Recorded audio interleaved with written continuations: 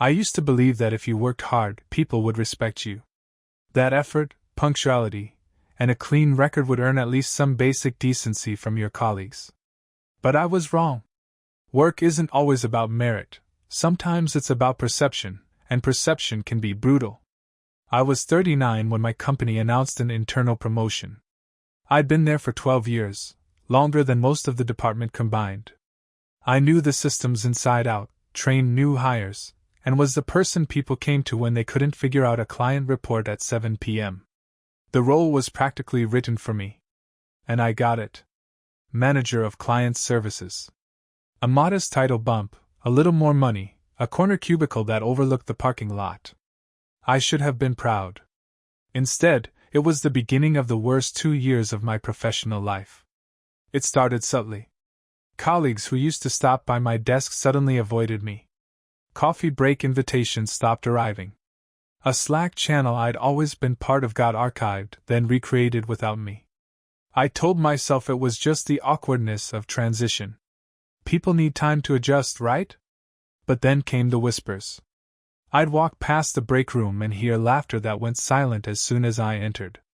One afternoon, I found a meme taped to my cubicle wall, a donkey in a suit with the caption, "Some managers are just ACT managers." No signature, of course. I tried to laugh it off. Part of the hazing. I told my wife when she noticed me scrolling emails at midnight. But the jokes got sharper.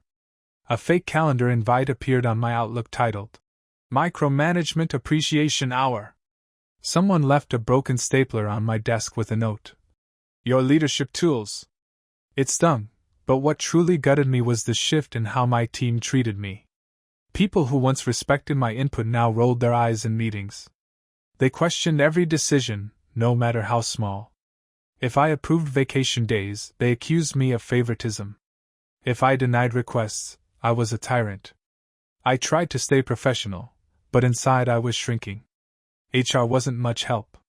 When I finally gathered the courage to file a complaint, the reps smiled sympathetically but said, "It sounds like growing pains. Maybe you're overthinking?" I walked out of that meeting feeling like a fool. Meanwhile, my brother called me one night after hearing me vent. "You've always been the dependable one," he said. "Maybe they're just jealous." He meant it kindly, but jealousy doesn't explain cruelty. Jealousy doesn't put salt in your coffee creamer or spread rumors that you padded your resume to get the job. Yes, that happened too. A colleague I'd mentored for years told others that I lied about a certification. I had the paper to prove it, but by then the damage was done. Once someone plants a seed of doubt, it grows wild in people's minds. The breaking point came during a quarterly meeting. I was presenting client retention numbers when my laptop froze. Technical hiccups happen. But as I fumbled with the projector, someone connected their phone to the Bluetooth speaker. A voice recording of a donkey braying filled the conference room. The room erupted in laughter, some covering their mouths, others not even bothering. My boss frowned but didn't stop it. I wanted to disappear.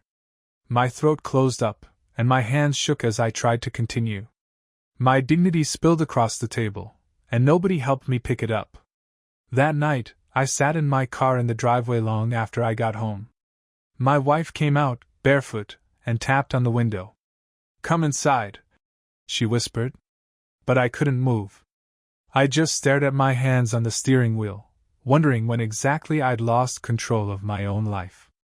The months that followed blurred into survival. I stopped trying to be liked and focused only on tasks. My smile felt stapled on. I counted hours until Friday evenings and dreaded Sunday nights. Every workday drained something from me I couldn't replenish. Eventually, I resigned. Officially, I told HR it was for personal reasons. Unofficially, it was because I couldn't breathe in that building anymore. I left behind a good salary, benefits, and a job I once loved. People said I was foolish to walk away. But they weren't the ones being broken down, joke by joke, whisper by whisper. Now, months later, I'm freelancing. Money is tighter, and sometimes I wake up panicked about bills. But the silence of my home office is kinder than the noise of that workplace. I'm rebuilding slowly. I walk more. I cook dinner with my wife without checking emails under the table. Some nights I sleep all the way through, which feels like a luxury. Still, when I close my eyes, I sometimes hear that donkey bray echoing in a conference room, followed by laughter that doesn't stop. I tell myself it wasn't about me, it was about them, their insecurities, their immaturity. But part of me wonders if I really did something wrong, if I somehow deserved it. That's the cruelest part of workplace bullying. It convinces you to turn the knife inward. I don't know what the future holds. I'm not naive enough to think hard work will always be rewarded. But I know this: respect is fragile, and once it's poisoned, you can't drink from the same well again. The promotion that should have been a milestone became a scar.